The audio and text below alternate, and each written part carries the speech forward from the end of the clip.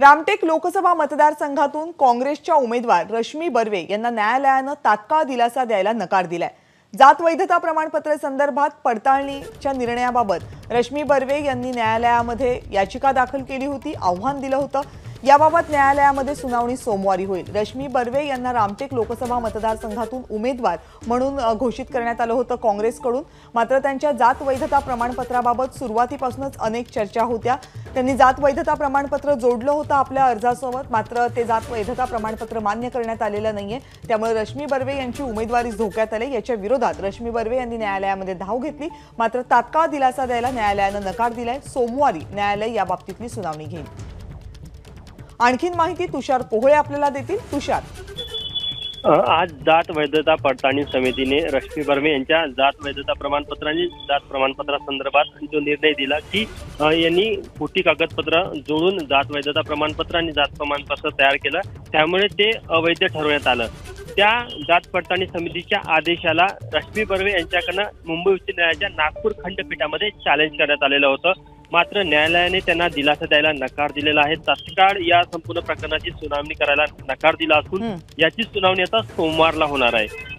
22 मार्चच्या राज्य शासनाच्या आदेशानुसार जात वैधता पडताळणी समितीने रश्मी बर्वे यांच्या जात वैधता प्रमाणपत्राची चौकशी केली होती। त्यामध्ये रश्मी बर्वे यांनी खोटी कागदपत्र जोडली, विशेष करून त्यांनी त्यांच्या वडिलांचे जे शैक्षणिक कागदपत्र होते ते खोटे जोडलेले होते। त्यामुळे कुठेतरी मग रश्मी बर्वे यांना या संदर्भात उत्तर देण्यासाठी मागच्या 3-4 दिवसापासून जात वैधता पडताळणी समितीने वेळ दिलेला होता।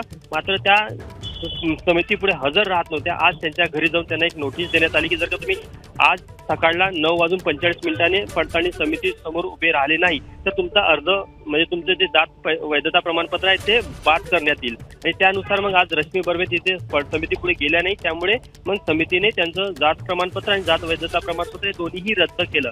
आणि त्यानंतर मग या आदेशाला आव्हान देण्यासाठी रश्मी बर्वेंनी धाव घेतली होती, मात्र त्यांना कोर्टाने दिलासा द्यायला नकार दिला।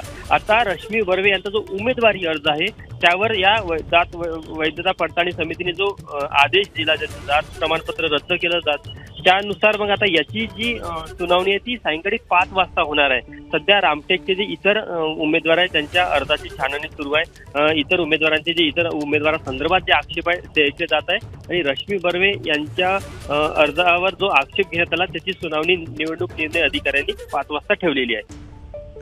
धन्यवाद तुम्ही दिलेल्या सगळ्या सविस्तर माहितीबद्दल। तर काँग्रेसच्या रामटेकच्या उमेदवार रश्मी बर्वे यांची उमेदवारी अडचणीत आहे का की त्यांची उमेदवारी आहे तशीच राहील, यावरचा निर्णय संध्याकाळी 5 वाजता अपेक्षित आहे, कारण अर्जांची छाननी सध्या सुरू आहे। रामटेक हा SC मतदारसंघ आहे, त्यामुळे आरक्षित असलेल्या मतदारसंघामधून रश्मी बर्वे यांना काँग्रेसने उमेदवारी दिली होती। मात्र जात प्रमाणपत्र पडताळणी समितीने रश्मी बर्वे यांच्या विरोधात निकाल दिल्यामुळे रश्मी बर्वे यांच्या अडचणी वाढल्यात। या विरोधात त्यांनी न्यायालयात धाव घेतली आहे। ABP माझा, उघडा डोळे बघा नीट।